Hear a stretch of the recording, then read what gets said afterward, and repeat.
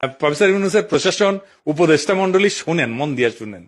বৃহত্তর বিএনপির প্রফেসর ইউনূসের উপদেষ্টা পরিষদের শাখার সদস্যরা এবং প্রশাসনে বিএনপির লেসপেন্সাররা শুনে রাখেন, হোগার চামড়া কিন্তু তুলে নেওয়া হবে। মাইন্ড ইট, পলাহে পারবেন না। কেন ছাত্রদল এভাবে হারিচ্ছে আর নাম হয়েছে হারু পাট্টি। নতুন ধান্দাবাজিতে নামিছে।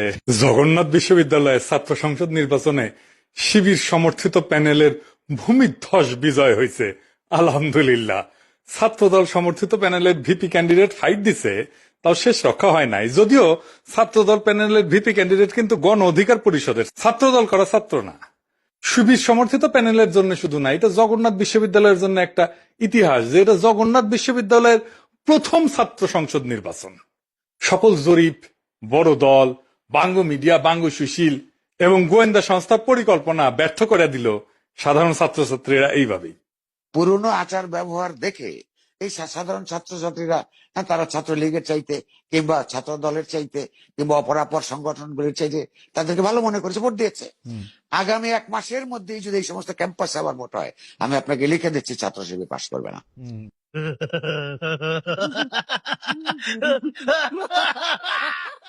ইদানিং তো আবার জরিপ চলতেছে, জরিপে দেখা যায় বিএনপি ছাড়া কথা নাই।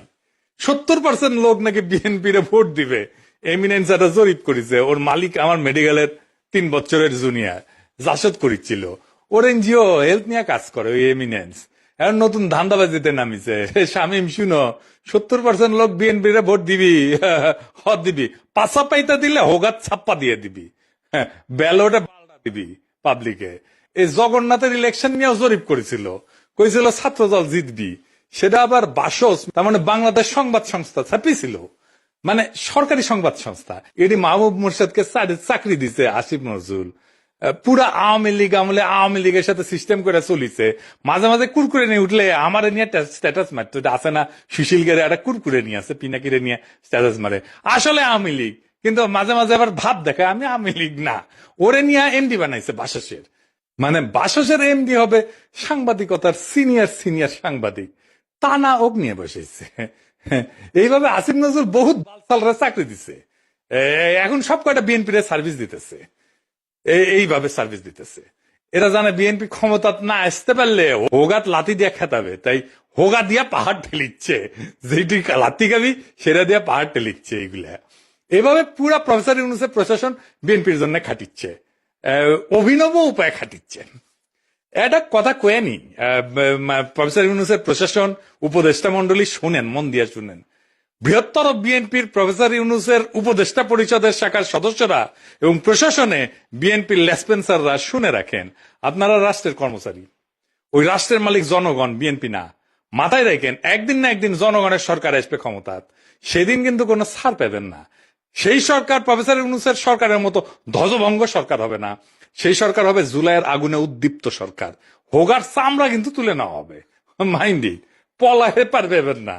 রাষ্ট্রের কর্মচারী হিসেবে নিরপেক্ষ থাকবেন, সামান্যতম পক্ষপাতিত্ব করবেন তো সেইটার কাফফারা দিতে হবে, মাপ নাই। সেই কাফফারা ভয়ঙ্কর হবে, সরি কওয়ার কলার টাইম পাবেন না। এবার আসেন আমরা দেখি কেন ছাত্রদল এভাবে হারিচ্ছে আর নাম হয়েছে হারু পাট্টি। হ্যাঁ বুঝে চাও। এই আলাপগুলো আমরা অনেক আগের থেকেই করিচ্ছি।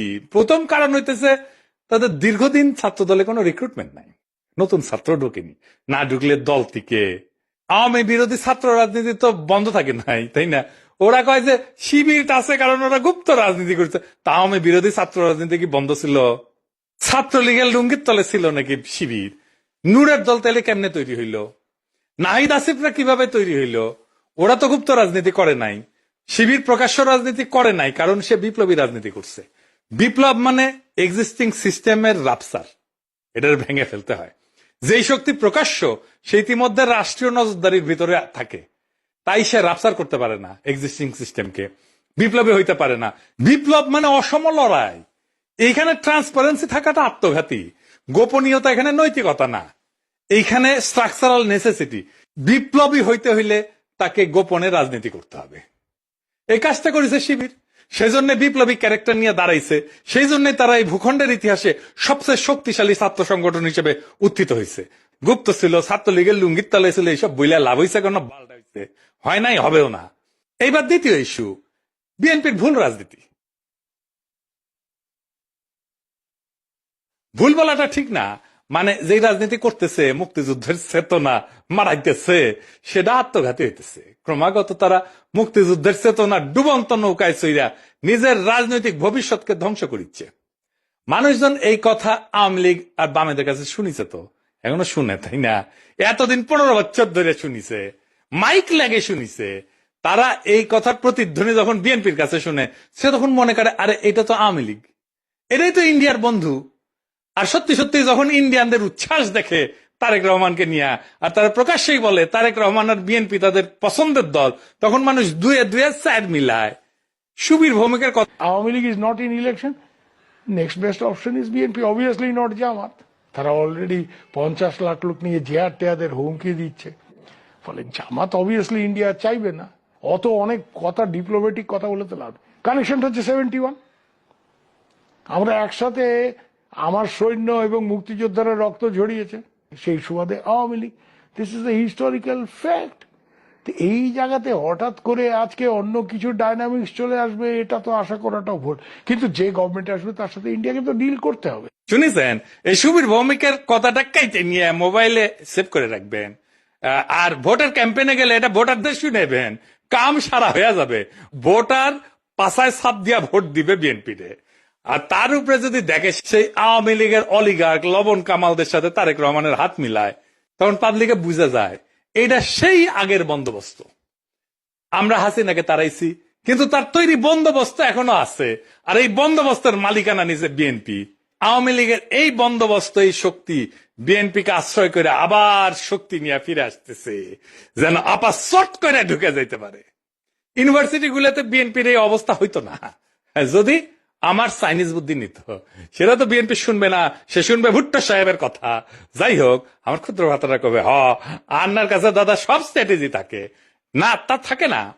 তাই স্ট্র্যাটেজি আমি বানাবার পারি, কয়া দিতেছি, কমো কয়া দি। এখন তো কয়া দিলেও কোনো লাভ করবার পারবি না, কিন্তু কয়া দি যে কেমনে এটা করা যায় গেল নি। আসেন এটা শুনি দেখি, মজা পাবেন কলে। ছাত্র দলে যে রিক্রুটমেন্ট নাই, এটা তারেক রহমান সহ সব বিএনপি নেতারা জানে, স্থায়ী কমিটির সবাই জানে, স্বীকার করে, কিন্তু এইটারে কেমনে ম্যানেজ করবে সেটা জানে না। এই প্রসঙ্গে একটা প্রফেশনাল গল্প বলি আর কি, খুব বেসিক কনসেপ্টের গল্প আর কি। প্রোডাক্ট লাইফ সাইকেলের মার্কেটিং এর একটা খুব বেসিক কনসেপ্ট। কিসে দেয়? যে কোনো প্রতিষ্ঠানের, মানুষের, দলের, পণ্যের একটা লাইফ সাইকেল থাকে বা জীবন চক্র থাকে। মানে জন্ম, বেড়ে ওঠা, তারুণ্য, যৌবন, বার্ধক্য, মৃত্যু, মানুষের যে জীবন চক্র ঠিক তেমন একটা দলের বা পণ্যের ঠিক এরকম লাইফ সাইকেল বা জীবন চক্র থাকে। প্রথমে এটাকে বলা হয় ইন্ট্রোডাকশন বা উদ্ভব পর্ব, গ্রোথ বা উত্থান পর্ব, ম্যাচুরিটি বা আধিপত্য পর্ব, ডিক্লাইন বা পতন পর্ব। শিবির আছে উত্থান পর্বে, ছাত্রদল আছে পতন পর্বে। বুঝছাও? এইটা সব দেখে দেন কে কোনটি আছে। এই লাইফ সাইকেলকে চাইলে এক্সটেন্ড করা যায়। ম্যাচুরিটিতে আসলে আলাদা স্ট্র্যাটেজি নিতে হয়, যেন আবার নতুন কইরা সে উত্থান পর্বে চলে যেতে পারে। এই পতন পর্ব শুরু হইলেও আবার তাকে উত্থান পর্বে নিয়ে যাওয়া যায় কলে কিছু কিছু বিশেষ ক্ষেত্রে, কিন্তু একটা জায়গা আনা যায় না। সেটা হইতেছে হিস্টোরিক্যাল লেজিটিমেসি কোলাপস যদি হয় পলিটিক্যাল পার্টির ক্ষেত্রে। এটা শুনতে খটোমটো লাগলেও সোজা কলে, খুবই সোজা। মানে আমি যা বইলা আমার বৈধতা আনিছি তার উল্টা কাজ করলে লেজিটিমেসি কোলাপস হয়। এইটা ছাত্রদল আর বিএনপি দুইটারই হয়েছে। বিএনপি মুক্তিযুদ্ধরে তার পলিটিক্যাল অ্যাঙ্কার বানাইছে, উটি খুঁটি গাড়িছে, কিন্তু বিএনপি ছিল আওয়ামী লীগের মুক্তিযুদ্ধের বয়ানের অ্যান্টিথিসিস। মুক্তিযুদ্ধ হয়েছে বাঙালি জাতীয়তাবাদের স্লোগান নিয়ে, তাই না?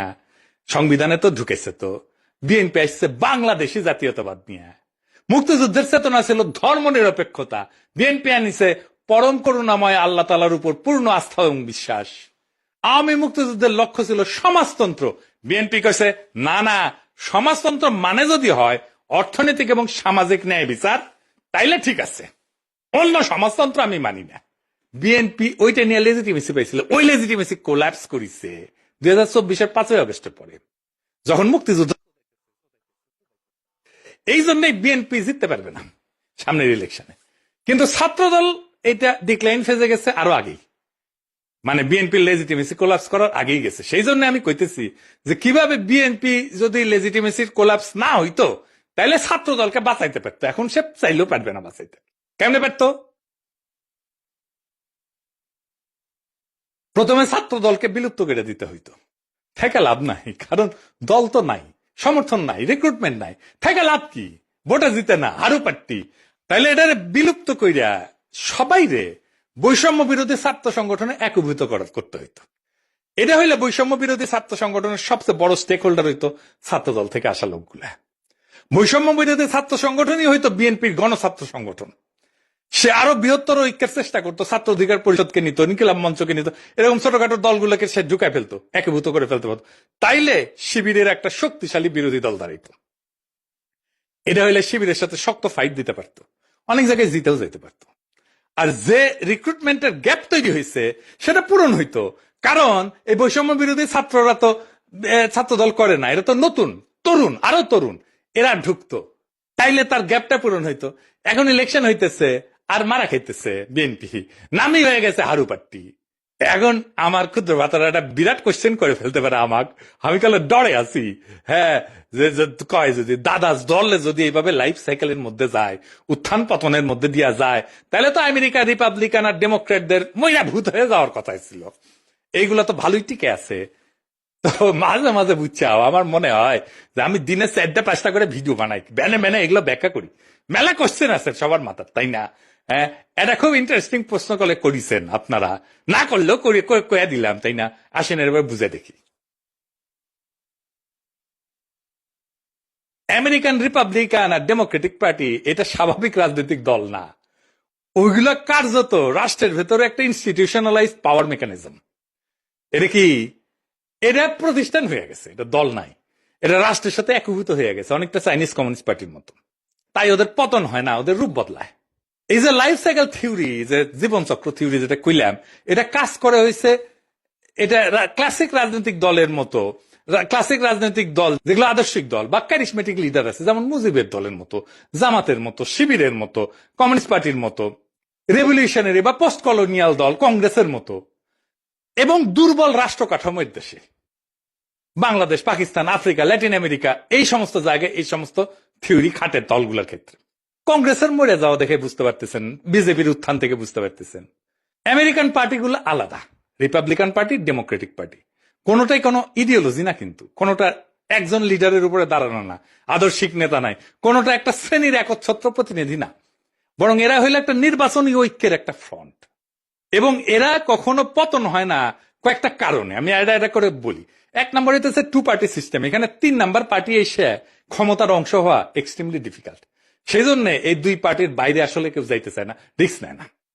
আমেরিকার মানুষ রাগ করলে নতুন দল বানায় না, পুরানো দলের ভিতরে ঢুকায় সেটা বদলানোর চেষ্টা করে। এবং আপনি দেখবেন রিপাবলিকান এবং ডেমোক্রেটিক পার্টি দুটেরই বদল হয়েছে ভিতর থেকে মেলাবার, 1-2 বার না। এই কারণে দল ভাঙে না, ভেতরের রূপটা বদলায় যায়। এখানে পার্টি মানে কিন্তু দর্শন আদর্শ না, রিপাবলিকান মানে একটা জিনিস না, কিন্তু একটা পার্টি না। এর মধ্যে রিগানের কনজারভেটিভ পার্টি আছে, বুশের নিউকন আছে, ট্রাম্পের পপুলিস্ট পার্টি আছে, ন্যাশনালিস্ট পার্টি আছে। ডেমোক্রেটিক মানেও এক জিনিস না, ক্লিন্টনের নিও লিবারাল আছে, ওবামার টেকনোক্রেটিক পলিটিক্স আছে, বার্নি স্যান্ডার্সের ডেমোক্রেটিক সোশ্যালিস্ট আছে। তাই ভেতরের আইডিওলজিকে নেতৃত্ব দিচ্ছে, সেই আইডিওলজিটা বদলায়, কিন্তু পার্টি থাকে। আরেকটা জিনিস হচ্ছে স্টেট পার্টি, একটা ফিউশন হয়েছে আমেরিকা, পার্টি আর স্টেট একসাথে মিলে গেছে। যেমন কংগ্রেস ককাস বলে একটা জিনিস আছে, যেখানে 2 পার্টি একসাথে কাজ করে। স্টেট গভর্নর নেটওয়ার্ক যেটা, সেখানে 2 পার্টি একই সাথে সমান শক্তিশালী, থিঙ্ক ট্যাঙ্ক, তারপরে যে ডোনারদের ক্লাস, মিডিয়ার যে ইকোসিস্টেম, সবকিছু মিলে এটা একটা সংগঠন না, এটা একটা পাওয়ার ইনফ্রাস্ট্রাকচার হয়েছে। আমেরিকান এলিটদের যে কনফ্লিক্ট, এইটা ম্যানেজ করা হয় এই 2 পার্টির এই সিস্টেমের মধ্যে দিয়া। এই 2 দল আসলে এলিটদের মধ্যে পাওয়ার শেয়ারিং মেকানিজম, জনগণের যেটা ক্ষোভ এটাকে ইনস্টিটিউশনাল চ্যানেলের মধ্যে ঢুকে দেয়। আর এরা ক্রাইসিসে ভেঙে যায় না, রিব্র্যান্ড করে নিজেদেরকে। যেমন ধরেন ভিয়েতনাম যুদ্ধের পরে ডেমোক্রেটদের রিফর্ম হয়েছিল, সিভিল রাইট মুভমেন্টের পরে রিপাবলিকানরা একটা সাউদার্ন স্ট্র্যাটেজি নিয়েছিল, 2016-তে সেটাতে ট্রাম্পের নতুন তত্ত্ব, এই পপুলিস্ট তত্ত্ব নিছে, তারা ইডিওলজিক্যাল রিসাইক্লিং করে। তার মানে কি ওরা কখনো মরবে না? মরবে, কিন্তু পার্টির নাম মরবে না, ভেতরের আত্মা মরে যাবে। আজকের রিপাবলিকান পার্টি লিঙ্কনের রিপাবলিকান পার্টি না, আইসেনহাওয়ারের রিপাবলিকান পার্টি না, আজকের Democratic party John F Kennedy Democratic party না, বা ফ্র্যাঙ্কলিন রুজভেল্টের ডেমোক্রেটিক পার্টি না, কিন্তু লেভেলটা টিকে থাকে দলের, কারণ লেভেলটাই পাওয়ারের টিকিট। বাংলাদেশের দল মানে রাজনীতি, আমেরিকায় দল মানে রাষ্ট্র পরিচালনার সফটওয়্যার। সফটওয়্যার তো আপডেট হয়, ডিলিট হয় না, ইনকাই আর কি, সেই জন্য এগুলা ডিক্লাইন হয় না। তো জগন্নাথ বিশ্ববিদ্যালয়ের নতুন ছাত্র সংসদকে অভিনন্দন।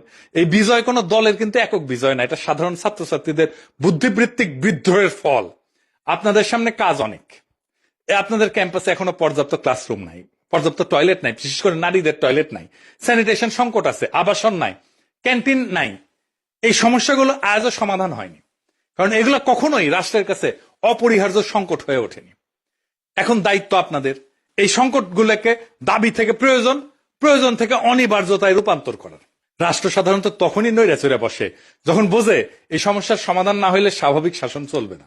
আমি বিশ্বাস করি ঐতিহাসিক ছাত্র সংসদ যদি সংগঠিত, ধারাবাহিক এবং নৈতিক চাপ তৈরি করতে পারে, তাইলে এই ক্যাম্পাসের বাস্তবতা বদলাইতে বাধ্য হবে। আর একটা কথা পরিষ্কার করে বলি, প্রফেসর ইউনূসের সরকার এবং প্রশাসনকে, রাষ্ট্রের কর্মচারীরা কারো দলীয় সম্পদ না, রাষ্ট্রের মালিক জনগণ। সময় বদলায়, সরকার বদলায়, কিন্তু দায় থেকে কেউ কিন্তু মুক্ত হয় না।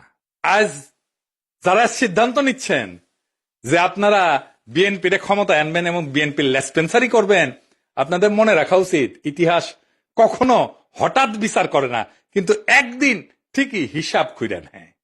আর এই ছাত্র সংসদের কাছে আমার প্রত্যাশা একটাই, আপনারা ভবিষ্যতের জন্য রাজনীতি তৈরি করবেন। এই ক্যাম্পাসের ভাষা যদি বদলায়, তাহলে দেশ বদলায় তো সময় লাগবে না। আশা করি আগামী ফেব্রুয়ারিতে আমাদের বন্ধুসুলভ সরকার আসলে আপনাদের যতগুলো সমস্যার কথা বললাম, এই সমস্যাগুলোর সমাধানের জন্য আমি ব্যক্তিগতভাবে আপনাদের সাথে থাকব।